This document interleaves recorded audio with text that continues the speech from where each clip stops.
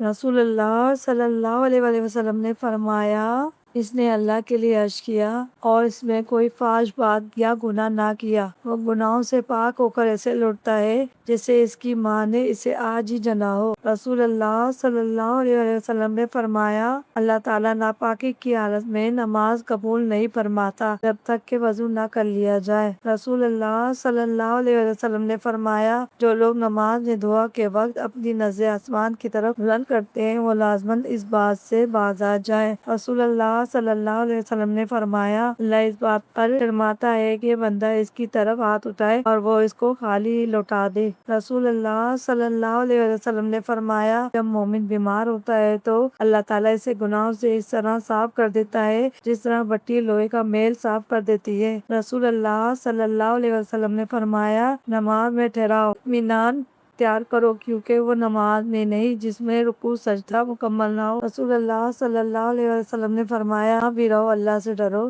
برائی کے بعد جو تم میں سے ہو جائے بھلائی کرو جو برائی کو مٹا دے، لوگوں کے ساتھ حسن اخلاق سے پیش آؤ۔ رسول اللہ صلی اللہ علیہ وسلم نے ارشاد فرمایا، طوبیٰ جنت میں ایک درخت ہے جس کا فاصلہ 100 سال، اہل جنت کپڑے اس کے غلافوں سے نکلتے ہیں۔